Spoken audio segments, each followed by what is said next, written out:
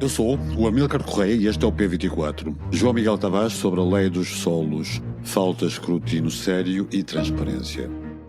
Um governo que olha para a habitação do ponto de vista do imobiliário, de quem teve empresas de imobiliário, não é capaz de defender quem precisa de uma casa e precisa que os preços das casas deixam. Há, de facto, um conflito. Vários governantes tiveram, mantêm, alguns venderam, outros não venderam, outros já nem são governantes, mas a conclusão política mantém-se.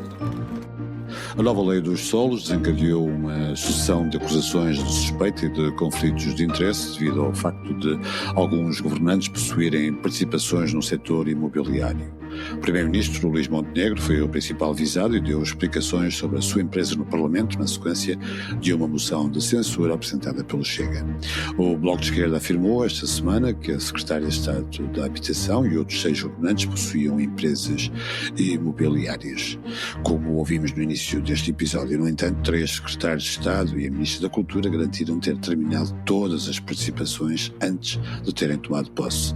Para a coordenadora do BE, Mariana Mortágua, há um conflito de natureza política entre os interesses imobiliários de quem nos governa, tenham vendido ou não as suas empresas, e as necessidades da população em matéria de habitação. O governo, em sua defesa, considera que está a ser objeto de uma estratégia concertada para desgastar o executivo, da qual faz parte a RTP, e para travar a nova lei dos solos alterada ontem no Parlamento. Neste episódio, João Miguel Tavares, colunista do Público, pede mais transparência e queixa-se de falta de escrutínio sério. Bem-vindos ao P24, o seu dia começa aqui. João Miguel Tavares, bem-vindo a este P24 de novo. Já escreveste várias vezes na tua coluna no Público sobre a seriedade das suspeitas sobre a empresa familiar de Luís Montenegro. Ficaste satisfeito com as respostas do Primeiro-Ministro no Parlamento? Não, nem com as respostas, nem com a estratégia, porque ele utilizou uma estratégia muito habilidosa. Às vezes as pessoas perguntam-se porque é que ele ficou tanto tempo à espera para responder. E eu acho que ele ficou há muito tempo à espera de responder para tentar gizar uma estratégia de forma a parecer que estava a ser transparente sem ter sido transparente coisíssima nenhuma. O próprio Luís Montenegro no Parlamento disse que tinha exposto a sua vida de uma forma, enfim, que ele até achava excessiva, mas que o tinha feito para a bem da transparência, e até intimou a dizer que a partir de agora eu só respondo a quem for tão transparente quanto eu. Mas isso parece uma mera estratégia de comunicação, porque nós não precisávamos ter informações sobre os sonhos vitivinícolas da família ou sobre a adega que a família planeia construir. O que nós precisávamos saber eram dados mais concretos em relação ao que é que fazia a sua empresa familiar, quem eram realmente os seus clientes, que tipo de serviço é que foi prestado. É aí que está a informação realmente importante. E hoje em dia utiliza-se muito a questão do segredo ou do regime geral da proteção de dados. Eu não sei se tens a mesma sensação, não, mas o RGPD parece agora hoje em dia a eterna desculpa, e nós jornalistas sofremos muito com isso, para camuflar informação, que eu lamento imenso, mas o RGPD não permite. Vamos cá ver, convém que a forma não se sobreponha ao conteúdo, convém que o RGPD esteja a proteger segredos que merecem a pena ser protegidos. E se Luís Montenegro acha que a sua sociedade está ao abrigo de um segredo comercial e realmente não se sente à vontade para expor o nome dos seus clientes na praça pública, também tinha um bom remédio, que era pedir autorização primeiro aos seus clientes para os expor na praça pública, aliás, porque ele próprio fez com a Cofina nas respostas dele ao Correio da Manhã. Portanto, todas estas desculpas me parecem muito más, e depois nós vamos sabendo a conta-gostas de algumas coisas, não é? Aparentemente o Sol Verde, o próprio Pedro Nuno Santos, o Grupo Sol Verde, o próprio Pedro Nuno Santos levantou essa hipótese no debate parlamentar e confirma-se que é efetivamente um dos clientes. Ora, isso é uma questão sensível, porque estamos a falar de casinos, estamos a falar de jogo e de uma atividade que vai a concurso público, ainda por cima acho que até é este ano. Estas coisas não são pormenores de sumenos. Sobretudo quando estamos a falar de um primeiro-ministro. Quando o Luís Montenegro diz, eu a partir de agora só me justifico, só volto a responder a quem for tão transparente quanto eu, não há ninguém em Portugal que precise ser tão transparente quanto ele. Ele tem de ser a pessoa mais transparente. Não só por causa do cargo que ocupa, mas também por aquilo que é o histórico da política portuguesa, que é uma coisa que as pessoas não levam, parece que não levam a sério, que os políticos não levam a sério. Eu lamento, mas, como eu aliás recordei no texto público, nós tivemos, o último governo caiu na sequência de buscas a uma residência oficial de um primeiro-ministro, e por causa de um comunicado da PGR, que levou o António Costa à admissão, no dia seguinte descobrem 75.800 euros em envelopes num gabinete do chefe de gabinete, do primeiro-ministro. O José Sócrates está agora finalmente à beira de ser julgado, e nós sabemos o que é a Operação Marquês. Quer dizer, este contexto é um contexto muito pesado e, portanto, todos os agentes, sejam os políticos, sejam os jornalistas, têm de ter isto bem no cimo da sua consciência. Porque se nós estamos preocupados com o estado do regime, se estamos preocupados com o avanço da direita radical, se estamos preocupados com a demagogia do Chega e de André Ventura, nós temos que perceber que questões como estas que estão a ser colocadas a Luís Montenegro são absolutamente essenciais. E os jogos no qual ele entrou no Parlamento, pelos vistos, satisfizeram muitas pessoas. A mim, satisfizeram zero. Acho que está tudo ainda por explicar. E há também, de repente, notícias que aparecem com teorias de conspiração que o próprio PSD parece estar a engolir, querem-nos convencer que tudo isto não passa de uma conspiração, e eu, francamente, só fico ainda mais preocupado. João, não te soa um pouco estranho que o Governo considere que esteja a ser alvo de uma estratégia concertada para o desgastar e acuse a RTP por isso? Soa mesmo muito estranho. Quando nós vamos ler essa notícia do Observador, percebe-se que terá sido escrita realmente por alguém muito próximo escrita não, foi escrita por um jornalista do Observador, mas certamente que falou com uma fonte de uma proximidade gigantesca em relação a Luís Montenegro. E, portanto, eu entendo que aquela é a linha oficial do PSD, e a linha oficial do PSD arranja uma espécie de conspiração, uma cabala, em que por causa da lei dos solos haveria grandes interesses na área do imobiliário que estariam a manipular jornalistas só para embaraçar o primeiro-ministro e fazer com que a lei dos solos caísse. Eu parece-me uma teoria muito, muito rebuscada, e ainda por cima, mais uma vez, a história é importante, a memória é importante, e eu, que muitas vezes sou acusado de estar sempre a falar do José Sócrates, não faço por acaso, faço porque eu sinto que ele continua a ser uma espécie de impensado, porque não é possível que um primeiro-ministro apenas fosse o único mandante envolvido em atividades tão complexas como aquelas que vêm descritas na Operação Marquês. Portanto, há claramente um problema institucional. E é esse problema institucional que me preocupa. E nós continuarmos a vir com teorias da conspiração, isso é mesmo muito desconsoante. E apenas me faz aumentar a mim, como leitor, como jornalista, as minhas suspeitas em relação àquele caso. Porque a maneira de acabar com teorias da conspiração é ser claro nas explicações e é ser transparente. E é isso que o PSD não tem sido. E, portanto, seja o PS, seja o PSD, nós não podemos e depois vir queixar do avanço do populismo quando nós não fazemos nada para o combater. E aí há imensas responsabilidades daquilo que é o famoso centrão. E diante dos tais avanços da direita radical, toda a gente fala de uma espécie de crime de regime democrático. E nós ainda levamos com isto, vamos com estas empresas suspeitas, estes negócios mal explicados, e outra vez os partidos a virem com as mesmas conversas das conspirações, da ética à prova de bala, como Pedro Duarte falou de Luís Montenegro. Quer dizer, não há paciência, é menos indignação e mais explicações, faz favor, que é isso que nós precisamos. É que nem sequer se trata, vamos ver, o problema de Portugal não se trata só uma questão de ética individual. É evidente que essa ética individual é algo muito importante, mas isso tem muitas vezes a ver com a maneira como as pessoas foram criadas, com aquilo que são os seus valores, até com aquilo que são, sei lá, até uma dimensão religiosa das vidas delas, para saberem quão mais honestas ou menos honestas decidiram ser.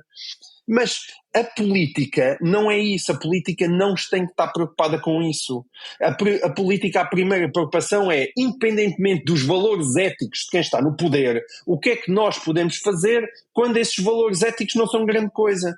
E aí tem a ver com toda uma estrutura institucional, maneiras de proceder, também aquilo que é o escrutínio jornalístico. E isso tem que estar ativo e os políticos têm que dar resposta a essas questões. Não virem bater no peito a dizer que são as pessoas mais honestas do mundo. Não quero saber a opinião deles acerca disso. Ótimo, ainda bem que são honestos. Agora mostra-me qual é que era essa atividade da tua empresa, Sr. Primeiro-Ministro. Mostre-me quais eram os seus clientes, a quem é que o senhor andou a servir. Porque isso é importante. Pode não haver história nenhuma, mas quando existem valores imensos de faturação, e esses valores de imensos de faturação ainda por cima encaixam perfeitamente na altura em que Luís Montenegro decide candidatar-se ao PSD e veio a ganhar a liderança, evidentemente que isso levanta dúvidas, e dúvidas mais do que legítimas. E devo dizer mesmo a conversa da suspeição geral, que é sempre o que vem a seguir, a dizer, com isto é uma suspeição geral, como é que assim é possível as pessoas irem para a política? Eu peço desculpa, querem a suspeição geral, então levemos que a suspeição geral. Eu prefiro caso uma suspeição geral, no sentido das pessoas levarem a sério aquilo que é um escrutínio e darem explicações em relação às suas atividades, do que andarmos aqui todos a fingir que somos virgens ofendidas, que isso é muito irritante. José Pedro Aguiar Branco disse precisamente isso, disse que havia um ambiente de suspeição por voyeurismo e não por escrutínio sério, e que isso impedia mobilizar os nossos melhores, não é? Vai um bocadinho na sequência daquilo que tu disseste. No texto que assinas hoje na edição online e impressa do jornal, dizes que não há nada que prejudique mais o combate à corrupção e o tráfico de influências do que confundir o bom escrutínio com o escrutínio da treta. A chamada lei dos solos está a ser aproveitada para isso, achas? Falta-nos o escrutínio mais a sério e mais transparente? Claro, porque depois vai um outro lado. A lei dos solos, a maneira como ela está tratada, é absurda. Aí tem razão. Aliás, o Luís Montenegro tem razão quando diz, mas agora estão a retratar a minha empresa como uma empresa imobiliária. De facto, a empresa dele não tem nada a ver com a lei dos solos. E agora é tudo lei dos solos. Os ministros têm que largar as empresas por causa da lei dos solos. Quem é que em Portugal, para já é muito difícil em Portugal haver alguém que nunca tenha herdado 2 ou 3 pinheiros, alguns de um bisavô da província, não é? E, portanto, todos nós, se calhar, temos alguma mini, micro propriedade, alguns perdidas, se calhar nem sequer sabemos onde é que ela se encontra. E é evidente que muita gente, a partir de um certo desafogo financeiro, aquilo que faz muitas vezes é investir em imobiliário, não é? Dá mais dinheiro do que ter o dinheiro nos bancos. Não me chateia nada. Nós temos ministras, não é? Como é o caso da Ministra da Justiça, a Ministra do Trabalho, que são pessoas ricas. Segundo as suas declarações de rendimentos, têm qualquer coisa como 5 milhões de euros de património líquido. Isso é muito dinheiro, ninguém mete esse dinheiro no banco, portanto é normal que se invista. A ministra Rita Giudice, como toda a gente sabe, é mais do que público, está numa empresa familiar, com o pai, com o irmão tem a Quinta das Lágrimas, a família sempre desenvolveu isso, em tempos também se falou do restaurante Eleven, toda a gente sabe que também é da família Giudice, ou pelo menos parcialmente. Quer dizer, a ministra não tem que abdicar de todo o seu património para vir para o governo. Isso é totalmente absurdo. E depois arranjam-se esta espécie, aí que sim, é uma espécie de explicação fácil, para parece que as pessoas aborrecem-se de pensar. Não. Por isso é que eu falo na importância de haver um bom escrutínio, para não cairmos no escrutínio da treta. Porque depois as coisas confundem-se. E mesmo os políticos que querem fugir ao bom escrutínio aproveitam e apontam o dedo ao escrutínio da treta. Portanto, não há nada pior do que o escrutínio da treta. Há uma frase que o Christopher Hitchens uma vez utilizou a propósito do Bill Clinton, que eu nunca mais me esqueci, que é: não há nada que nós possamos fazer de melhor por um grande mentiroso do que acusá-lo de uma falsa mentira. Ou seja, ele é um grande mentiroso, mas logo por azar foi acusado de uma mentira que por acaso, naquele caso, não fez, não cometeu, não aldrabou naquele caso. E, portanto, o escrutínio burro prejudica o bom escrutínio. E neste caso da lei de Scholz, isso tem sido mais do que evidente. Nós não temos... Não, os políticos, os ministros, os deputados não têm que se livrar das empresas. O que eles não podem é esconder-se através do segredo ou do Regimento Geral da Proteção de Dados para ocultarem aquilo que são os seus clientes e os seus negócios. Ou seja, eu troco claramente a venda das empresas por saber quais são os negócios que elas fazem. Se eles não estiverem disponíveis para revelar esses negócios, não, quer dizer, não é os detalhes mínimos dos negócios, é aquilo que é necessário para nós estarmos convencidos. No caso do Luís Montenegro, ele realmente esteve a fazer um serviço de prestação de dados extraordinário numa empresa familiar que fez com que ele recebesse uma remuneração de 400 e tal mil euros só num ano. Quer dizer, que se calhar nem a PLMJ faturou isso. No caso da proteção de dados, como é evidente. De resto, há de ter faturado muito mais do que isso. Mas, eu, como se nota pelo meu tom, estou fartíssimo de histórias mal contadas. E desespero por estar em loop a ouvir as mesmas justificações, as mesmas histórias da treta, os mesmos tipos do PS que agora estão contra o PSD, como os do PSD estavam contra o PS. E eu que sou o colunista de direita, que era muito bom quando estava a escrever estas coisas sobre o António Costa e agora já sou muito mal porque estou a escrever estas coisas sobre o Luís Montenegro. Desculpem lá, as questões da transparência, dos tráficos de influências, da corrupção, este tipo de dúvidas, isto não é de esquerda nem de direita. Metam isto na cabeça. Isto está pré-ideologia, está pré-ideologias. E enquanto confundimos isto, que é, agora estão lá os do meu clube, então eles são os santos, e a seguir vão para lá os meus adversários, e são todos uns malandros, não saímos da cepa torta. Falando de outro clube, achas que a Mariana Mortágua tem razão, tem argumentos para falar num conflito de natureza política entre os interesses dos imobiliários de quem nos governa e os interesses de quem procura resolver os seus problemas de habitação? Eu neste caso, eu tenho algum pudor em atacar o Bloco de Esquerda no que diz respeito muitas vezes a estas questões de escrutínio, porque eu lembro muito bem da deputada Mariana Mortágua na Comissão de Inquérito ao BES, e a Mariana Mortágua na Comissão de Inquérito ao BES foi a pessoa que melhor me representou enquanto eleitor e cidadão, apesar de ser do Bloco de Esquerda. Nós aí estávamos juntos na mesma luta, ok?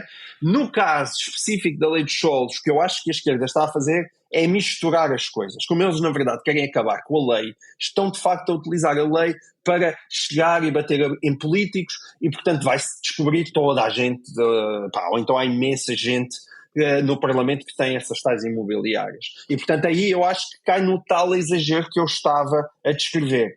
O que não quer dizer que empresas de imobiliários ou de consultadoria não possam ser matérias sensíveis e para serem analisadas e escrutinadas. Repara, vamos ver uma coisa. Hoje em dia nós já não vivemos no tempo das malas de dinheiro. A democracia portuguesa construiu-se em cima de malas de dinheiro, porque os partidos políticos, quando nasceram, não tinham dinheiro para nada, não é? Precisaram de começar as suas atividades políticas, precisavam de abrir sedes, ter dinheiro para tudo, para contratar pessoal, e nessa altura, evidentemente, o dinheiro circulava em malas, vindo muitas vezes de partidos estrangeiros, de governos estrangeiros que ajudavam os partidos consoante os seus interesses ideológicos. Bem, mas essa fase passou, e felizmente também passaram os anos 80 e os anos 90, em que nós sabemos o que era essas famosas malas ainda a passarem de um lado para o outro. Mas isso acabou, hoje em dia as coisas tornam-se muito mais difíceis, os fiscos têm instrumentos que não tinha antigamente, é evidente, portanto, as coisas tornaram-se mais difíceis. Pagar até atos de corrupção, tráficos de influência, tornou-se mais complicado. E os políticos, muitas vezes, que estão metidos nesses tipos de negócios, o interesse que eles têm é que mesmo que haja essa troca de favores e haja pagamento nessa troca de favores, que esses pagamentos tenham aparência de legalidade. E, portanto, se puderem ser feitos através de uma empresa e de uma fatura de algo tão abstrato como, olha, eu fui aí e fiz-te um serviço qualquer de consultadoria e até te deixei aí um dossiê que tu podes mostrar ao fisco se ele aqui vier. É assim que as coisas se passam, não é? Se calhar aquele dossiê tinha um valor de 5 mil euros e tu recebes 50 mil por ele. Pronto. E é evidente que esse escrutínio tem que continuar a existir. Por esse lado, talvez Mariana Mortágua tenha razão. Mas eu acho que a lei dos solos se mistura no meio disto e muitas vezes desemboca no escrutínio da treta. E, portanto, nós temos que ter também esse tipo de critério e estar atentos para saber separar o trigo do joio. João Miguel, obrigado por esta veemente análise ao que se passa em Sabes termos... como é? É assim. Veemência é comigo, então. Obrigado.